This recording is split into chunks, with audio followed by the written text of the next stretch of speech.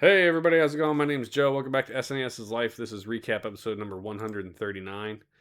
Ooh, baby. As of this recap episode, we have 12 games left to do. So we are really close to being done. Let's get this party started. First up, Realm. This was a run and gun Contra style shooter. The graphics were okay. I didn't particularly like the sprites weren't nearly as pretty as like Contra was. Like I don't know, they just felt a little kind of cartoony, silly looking. The backgrounds were nice. The music was okay. The gameplay was all right for a run and gun. There was a lot of blind jumping required, if I recall.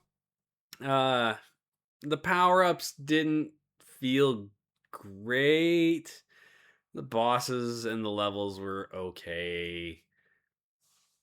They're just better running guns. Play Contra. Contra's a really good game. Realm was okay. It was serviceable, but not one I would pull out and recommend. Next up, NBA 97, NBA Live 97 is 5-on-5 basketball, isometric view. Everything looks okay. There's some people in the crowd. The sprites are good enough. The music, of course, was non-existent. The gameplay was fine. I played this with Joey. Every sports game benefits from having a second player versus the computer because the computer is just not always fun to play against. You know, sometimes the computer beats the dog out of you and you just don't feel like you can achieve anything. Joey and I were just banging three pointers this entire game. I don't know if it's the teams we picked or if it's just three pointers are a lot easier to get than they should be. But yeah, we were smashing three pointers like all game long. It felt okay. There are better basketball games. Um, you know, I've played a couple basketball games at this point that are 5-on-5 that I thought were fine. In the end, Joey pretty much brings it home. Like, go play NBA Jam. you know, we gave it a thumbs down. It was serviceable again. Like, you could play this game and not be terribly disappointed, but it's just not peak. Incantation was an interesting one. This one was a cartoony action platformer. I really like the look of it. I think that the sprite work was well done. The backgrounds and the foregrounds are nice. The weather effects were good. The music was good. The sound was good. Nothing stood out as exceptional. The power ups were interesting. You only got like three of them. You got like your normal shooty shoot. You got a heat seeking kind of missile, and then you got this bomb thing that throws out from you. But other than that, fairly basic feeling platformer. The jumping was rough. Like right there, you can see me trying to make this jump, and it is totally makeable. It's just you got to kind of get your timing and aim down. We gave it a thumbs up because it's been a hot minute since we played like a good action platformer, and we felt like this was pretty solid. Like we enjoyed it. It wasn't. I mean, it's not Mario or Mega Man by any stretch, but as a late entry into the Super Nintendo's life, one that I'd never seen, we enjoyed it. We gave it a thumbs up. Not a bad game. Next up, College Football USA 97. I don't know what the EA was thinking. You've made like 5 Madden games at this point. For Christ's sake, just reskin a Madden and put a college front on it. But whatever they did in the coding for this game, muddy sprites, massive stuttering and slowdown. You can see it here. It's just so choppy. Nothing felt good in this game. And I was like, is this an emulation issue? And I Googled it. And no, there are reviews from GamePro and other magazines back in the day that said that this was a giant mess. And they gave GamePro specifically gave it a point 0.5 out of 5 stars. Like it got lambasted then. And rightly so, because it sucked. It wasn't fun. It didn't work well. It again, EA, you had 5 Maddens. Like, what the happened here? I don't know if they changed a piece of code from one of the Madden games to try to update it. Absolute hot fire. Dumpster fire, baby. Don't. Throw this in the bin. That's where it belongs. Thumbs down. As I choke to death. Next up, last up, Mr. Do. Mr. Do is like a 1982 arcade game that is a. Arclan was in chat and looking stuff up, and he said it was a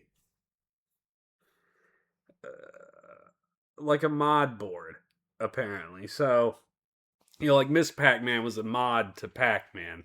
This was apparently a mod to Dig Dug. So Dig Dug I like. Dig Dug's a great arcade game from back in the day. It's a lot of fun. You dig tunnels, stick air pumps in monsters, and blow them up till they pop. This is kind of a mix. So you don't have your air pump anymore. You actually have a ball you throw to kill things. But you have to run around, and like Pac-Man, you have to collect these fruits and things to finish the level. And meanwhile, avoiding the monsters. And it's fine. It's a completely serviceable arcade game from the early 80s. Like, it functioned. The music was okay. The gameplay was okay. It would have benefited from a much stiffer joy. Like, I'm sure that, the original Pac Man didn't have an 8-direction micro switch. Like, it was up, down, left, right. I found myself pushing up, down, left, or right sometimes, and because the D-pad on my controller worn, it wouldn't accept, or I'd try to like go left and it would just go back. Like if I was coming up a tunnel, I would hit left and I would just go back down the tunnel, and I'm like, nope, that killed me.